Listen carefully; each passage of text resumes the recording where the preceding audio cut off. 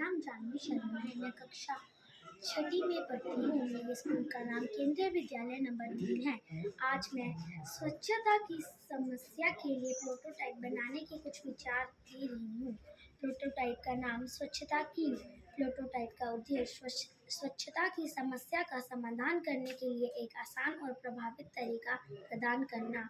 Prototype के मुख्य भाग: नंबर 1, हैंड सैनिटाइजर, एक छोटा सा हाथ सैनिटाइजर जो लोगों को अपने हाथ साफ करने में मदद करता है।